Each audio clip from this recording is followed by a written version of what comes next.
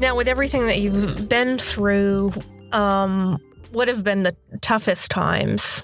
Like, have you ever been in situations where you're like, I can't do this? Yes. My first semester when I transferred to NC State, I had some health issues. And I had to be out of school for a month.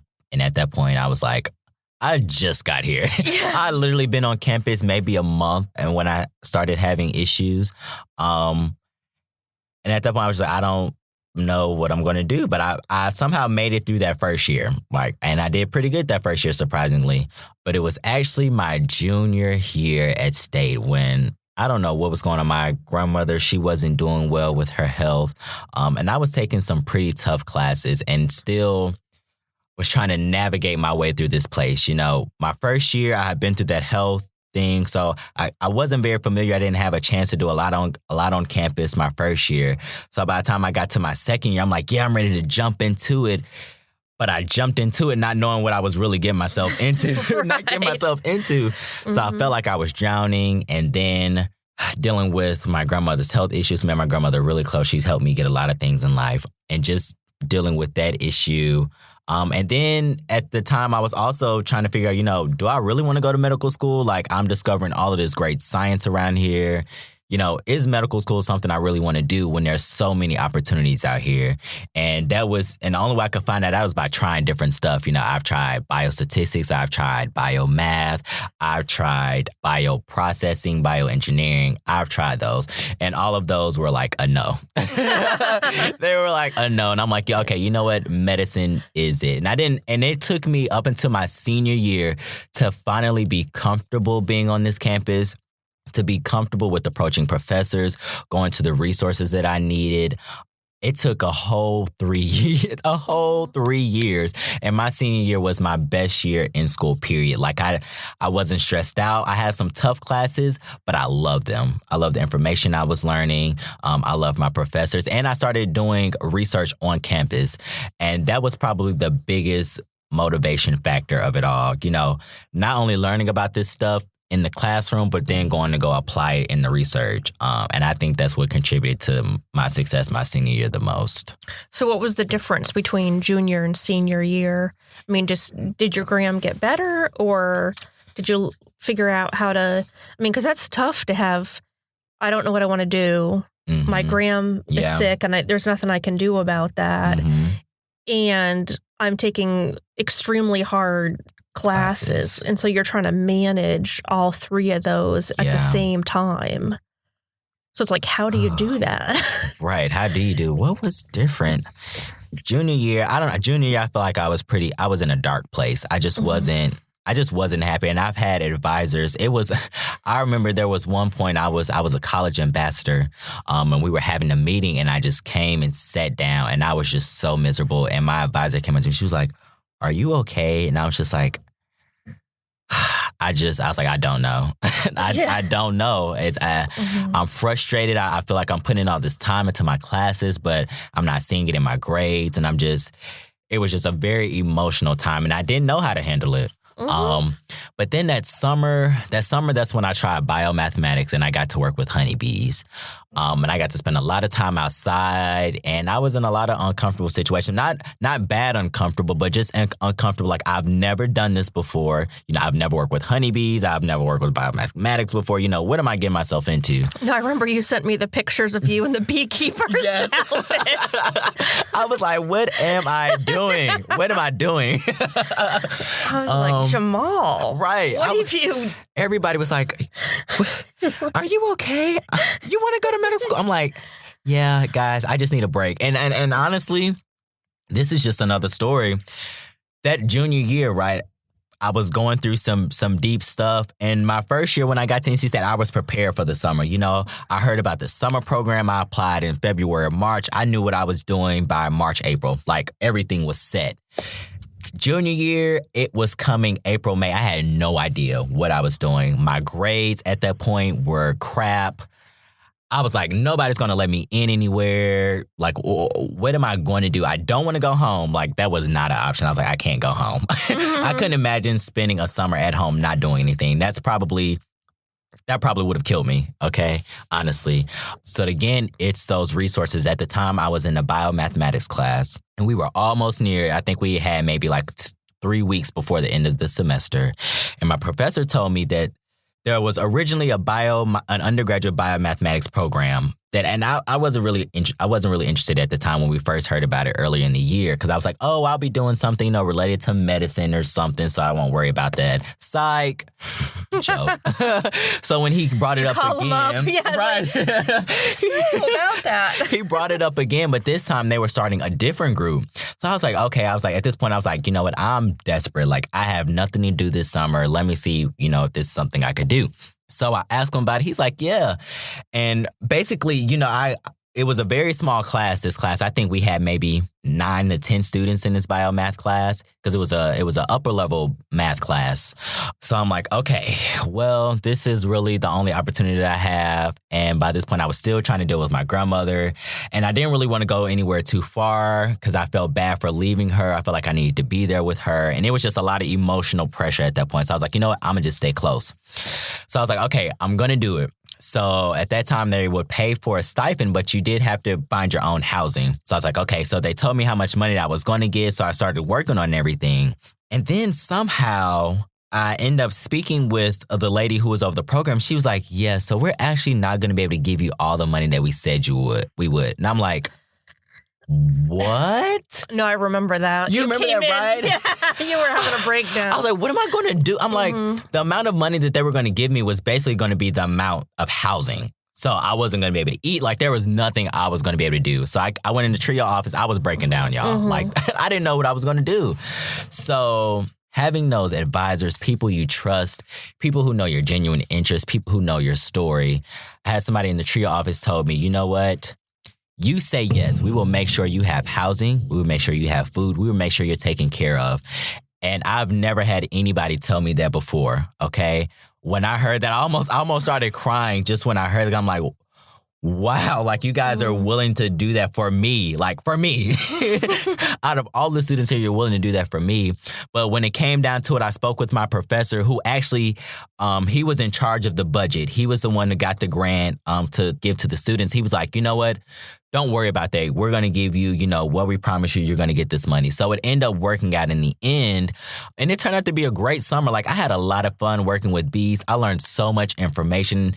And that was research that we literally had to build up from ourselves. Like, we were using supplies from this, well, I don't want to say like broke down house, but NC State has this bee farm that's kind of like on the outskirts. Well, not on the outskirts. It's maybe about 10 to 15 minutes away from campus. But they've taken this older home and they've converted it to where they do this, I think they call it apiculture for bees, or this bee research. They have all these hives everywhere, right? And, when you think of bees, you probably just think of bee, making honey, yada, yada, yada. But at the time, we wanted to study how different, you could think of kind of like of different races of bees. They're more so the same, but there are subtle differences that people believe make some bees better than others. Like, some bees may clean their hive better, or some bees may produce honey better. But our research wanted to find out if that was actually true or not. So that whole summer, we had to maintain different types of bees' hives. And we had to maintain them. We had to run experiments on them. And these experiments are things that we created ourselves. We had to create the code to analyze the video that we use to do the research on the bees. We had to make the presentations that we use. And we had to buy all of the material to do the research. So this is something that we literally made from our hands. And I think that was probably the most humbling experience because, when you're on a large college campus like this, for the most part, all of your resources are given to you. You can walk in any lab. They're going to have all the supplies you need. But when we got there, he's like, nope, you actually have nothing. You're going to start from the bottom and you're going to figure it out as you go. And we had a graduate advisor. So he's in graduate school. So he's like, no, you guys are going to figure it out. I'm here to bounce ideas off of, but you guys have to figure it out. And we were like, okay, don't know how this is going to work. And we didn't really know much about each other, so we had to learn our boundaries. Like, I remember there was one point in time where me and my partner, we would have to go out and collect these bees, and we would take turns actually going in there and collect them. You had to use these forceps and go in there and grab them without being stung. And he wanted to do it all the time. I'm like, hey, like, I know that this is something you want to do, but I was like, I want to have experience in this as well. Like, we're kind of in this experience together. And he respected that. There was no altercation or anything like that. It was just, I spoke up, and said, this is something that I want to do as well, and we had a pretty good relationship. Yeah, you have to ask. Yeah.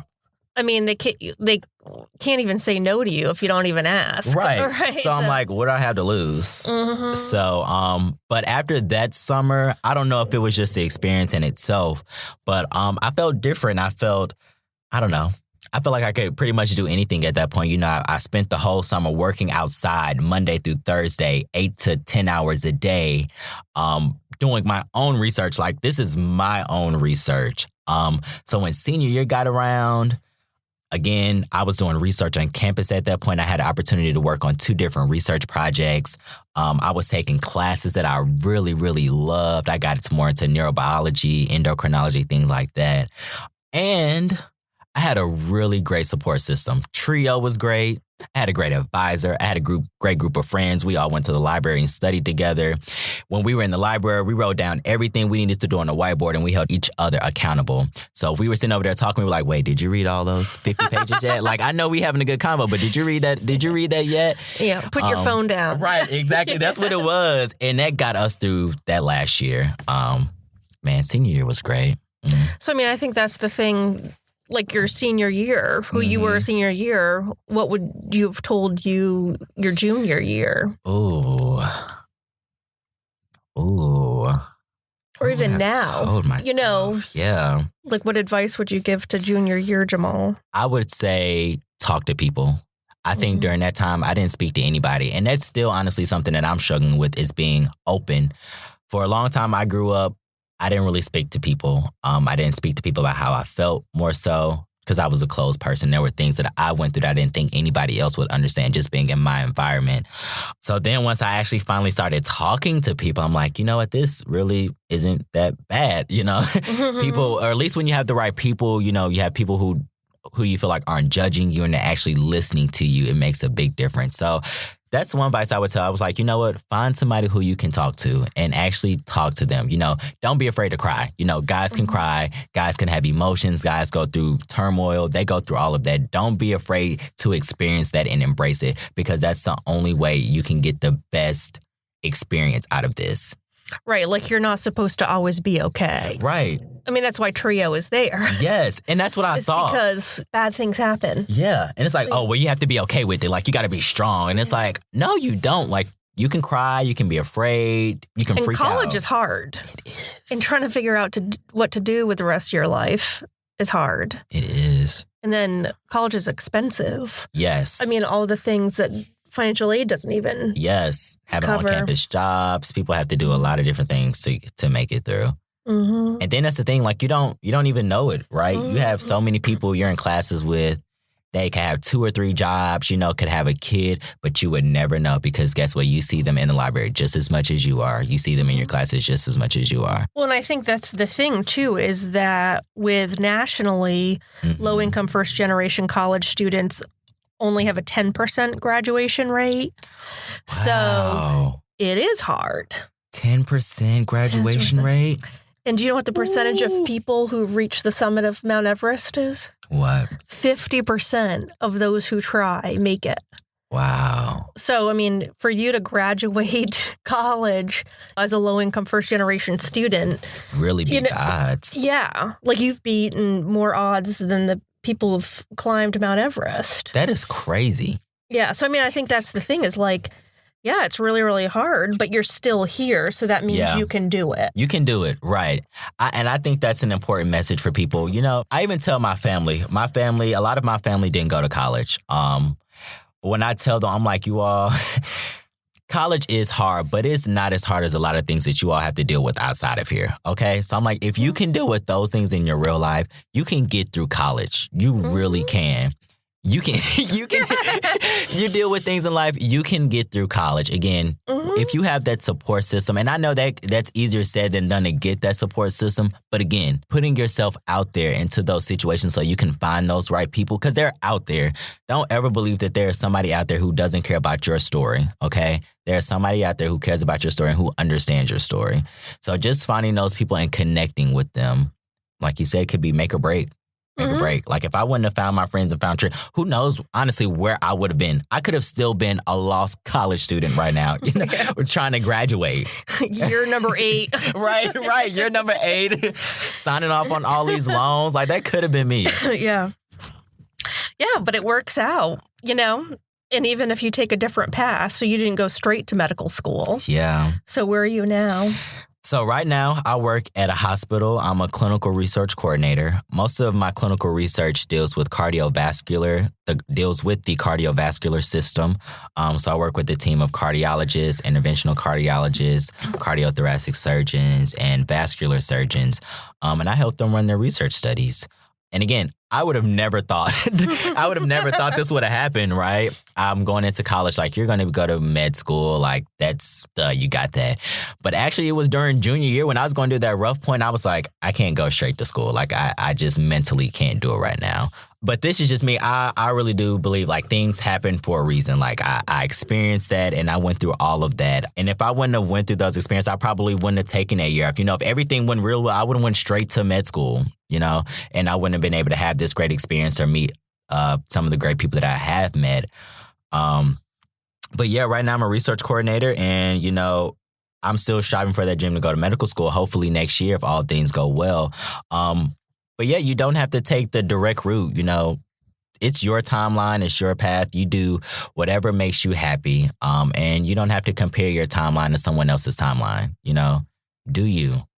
Yeah, because following the equation, you don't have individual experience. Right. You can't come from your own creative perspective. Right. So you'll have a completely different perspective probably in medical school than, or even with a policy graduate degree because of everything that you've gone through and the paths that you've taken to get there are completely unique. Yes.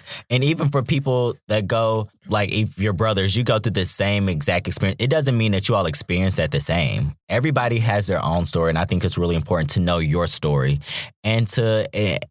at least if you're in the field where you have to talk a lot or you're talking about yourself a lot, again, if you're applying to medical school, you're applying to any type of professional school, knowing your story and knowing how to tell your story, I think is really important because nobody else can tell your story except you. And with pride and knowing that you've overcome a lot that most of your peers haven't had to deal with. Yes. Like you've done... Like if they were put in your situation, they would have dropped out in 3 weeks. Yes. And that was, honestly, that's something hard to get by. I talked to my advisors a lot about the imposter syndrome. Man, it's real. Okay. Even getting into graduate school, once I got in I'm thinking, I'm going to go to Duke, right? I'm good. As soon as I got in, I'm like, wait, is Duke good enough? I'm like, it's Duke. And I started doubting myself already. And one of my friends, Alicia, she was like, stop it. Be quiet. Be quiet. Don't say that. You worked hard to get up to this point. You've done this. And I'm like, oh my gosh, you are right. Like you are so right. I'm crazy. I need to shut up. They don't admit people to fail. Right. I mean, because if they admitted people to fail, then it would hurt their graduation rate. I mean, It hurts them. They wouldn't be Duke. Yeah, exactly. They wouldn't be them. Right. But just getting past it, and I think a lot of college students go through that. You're always constantly comparing yourself. Or even if you do something great, you're like, oh, it's great, but... And it's like, no, there is no but. It's great. And accept it as great and embrace that experience. Live in the moment. Yeah. Now, have you gone to any of the orientation meetings? For school yet? Yeah, like have you seen your fellow I've seen... So student? We actually... On Tuesday, we had like a webinar. We got to talk to a professor, some of the current students, and we got to ask them different questions. And everybody is so open. Everybody is so willing to help you. Like it's kind of scary. They're like, please come to us for anything. Like everybody's telling you that. But at this point, I know when somebody tells me that, I'm going to use them. Like, I'm not going to sit up like, oh, no, I'm not going to do that. No, I'm using you 100%. I'm asking as many questions as I can. And I think they see that. And I think that was one thing that they appreciate about my application was seeing that I am more than willing to go that extra mile to learn about something new or to put myself in an unpredictable situation. Well, it's one of those things of like character. Yeah. It's like you probably know how to work harder. Yes. You know, and you've overcome challenges with creative solutions. Mm-hmm. You know, I mean, even the beekeeping experience, they said, do it. Yeah, right. Yes. You're like, I don't know how. Right, that's what I don't know how. And so I think that's the thing is like, yeah, you can go into Duke, but you know that you'll figure it out. Exactly. And even that, like, I'm thinking about the class I'm going to take. I'm like, am I going to be able to do this? Like, this is graduate school, you know, it's not undergrad anymore. Like, am I going to be able to do it? But then as soon as I start thinking those things, I stop myself immediately. I'm like, I can't go in thinking like that. I have to go in thinking I have the capacity to do anything I want to do. And I believe that. So just continuing to remind myself that this is not something that, you know, you can tell yourself once and you think that you won't have that problem again. It's probably going to always happen, and you're going to always have some form of doubt about yourself or your abilities. But the most important thing is being able to stop yourself when you're having those doubts and again, having that support system to be like, hey, remember what you did? Remember this? Remember that? And you got to remind yourself, you're like, all right, I'm actually pretty dope. Yeah, I mean, they invited you. Right. Like, right, very true. You don't knock on a door saying, did you really want me to come? Right, are y'all sure? I don't know. So, I mean, I think that's the thing is like, they know everything about you academically. And personally. And that was a very deep statement I sent in. You got to spill your guts. You really do. A friend of mine had a very similar situation. She came from a single parent house home, and actually her family's from a different country, and they came here. But being a low income student, you're kind of afraid to talk about, you know, being a low income student or being a first generation student or coming from a single parent household or just going through the things you go through. You think somebody's going to judge you or think that you don't deserve those things. But again, being true to your story, you know, just because you were first generation college student, low income student doesn't mean you don't deserve to be there.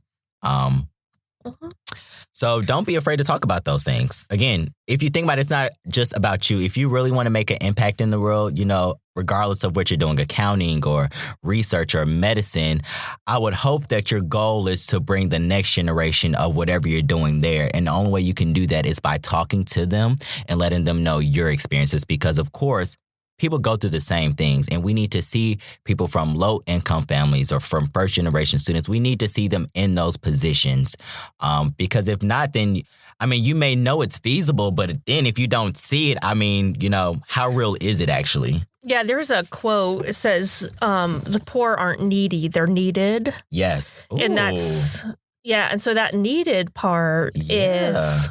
Like in bioethics with medical health care, you have to have somebody that's had different healthcare experiences. You know, you have to have somebody that hasn't had the resources. Right. So you can plan. Like, you know, how are we going to address this issue? Right. You can't assume everybody comes from the same background. But and you know more than a lot of other people. And this is something that people should know.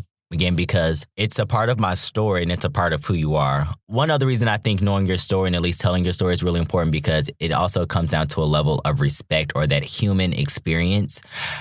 We can't all work together not knowing anything about each other, right? You need some type of background so you can know how to interact with people. You know, somebody may be transgender and you need to know how to appropriately talk to them. And that's just respect. You know, you can't just go up and call anybody, you know, any name that you want, or just because you don't know how to pronounce that name, you're like, oh, let me give you a nickname, or let me not even. No, I respect your name. I respect you. I'm going to pronounce you by your name, and I expect the same thing back.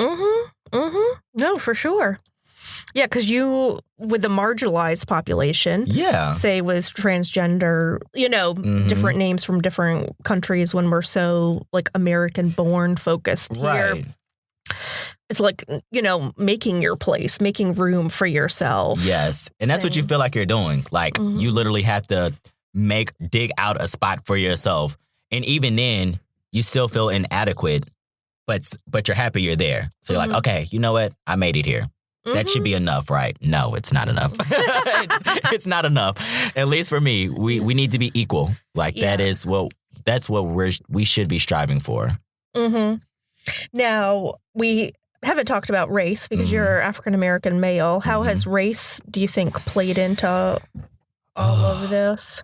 This is something I think about every day, literally. I'm still figuring it out. Like right now, I work in a place. I work with a lot of doctors, right? Again, I want to be a doctor. I at least group is over 30 doctors. Out of those 30 doctors, there's not one black male doctor. There's only one female, and there are maybe a handful of brown people. When I say a handful, I mean maybe 4 to 5 brown people in that group. If you see any black or brown people, most likely they're serving your food or they are sweeping the hallways.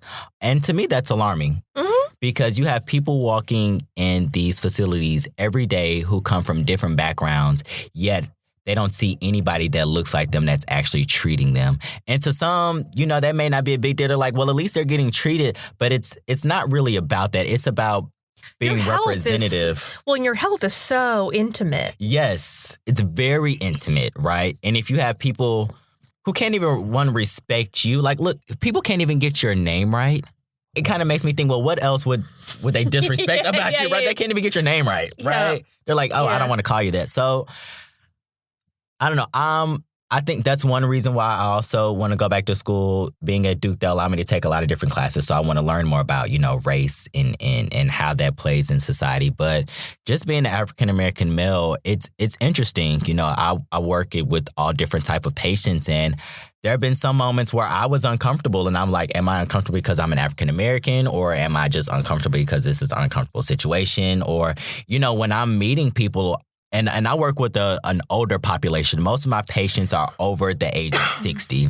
So, these are people who grow up during a time where things were a lot different. So when I'm walking into a room, I'm thinking, how is this going to go? Are they going to like me? Are they not going to like me?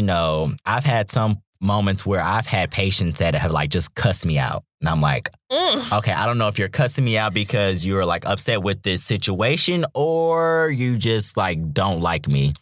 And again, the way the situation was played, it could have went either way. It's just even that burden of having to think about that, it can be tiresome. And I know some people it's not always about race, or you don't always have to think about that.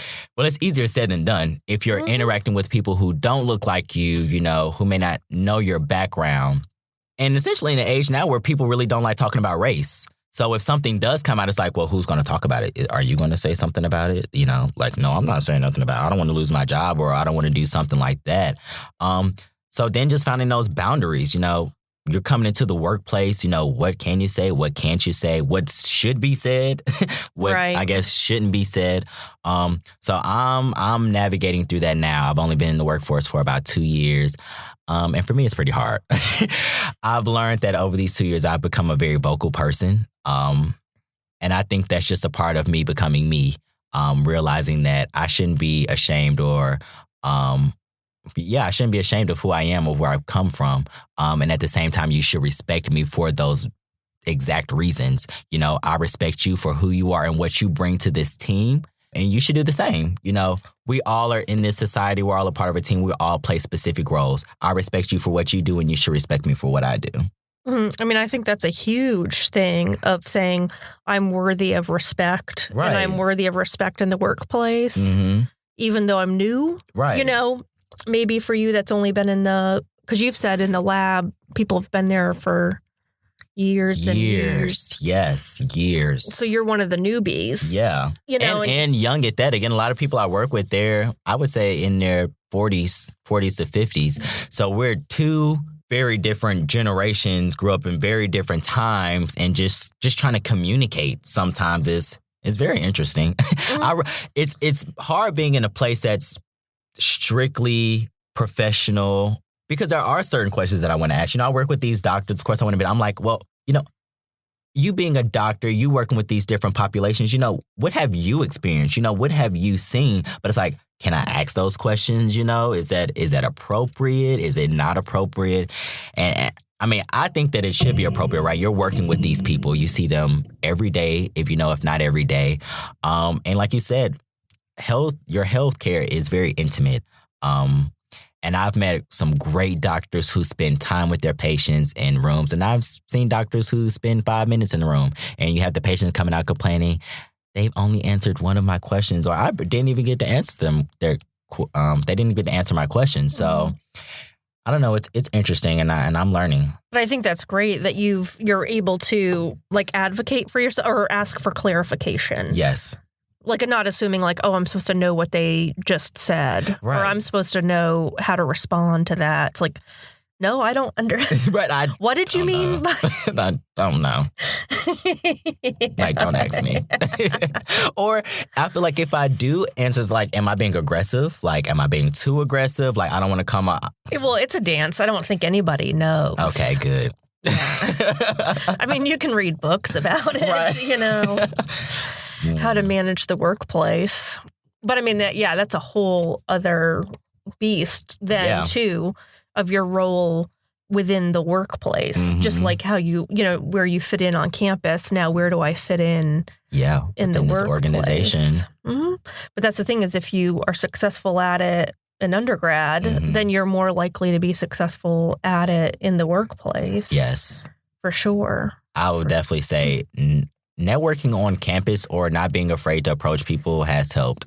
Because even at work, even though work is work, I still try to find opportunities that allow me to do something that I love or kind of something extra on the side. So, even though I work in clinical research, I'm helping these doctors on the side. I also help them with their own personal research. So I've been able to, and right now I'm in the process of writing a paper with one of the doctors. I got to present at a conference with them, and we're working on a second project.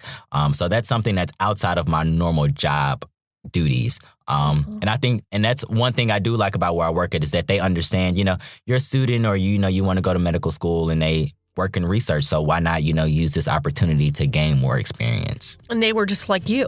Right. At a time. Right. They were interested and they wanted to do what they're doing now. Yeah, for sure. And they understand that. For sure. TRIO Student Support Services Program and Student Support Services STEM are federally funded college retention and completion programs. These programs focus on academic, personal, and career support for under-resourced undergraduate students.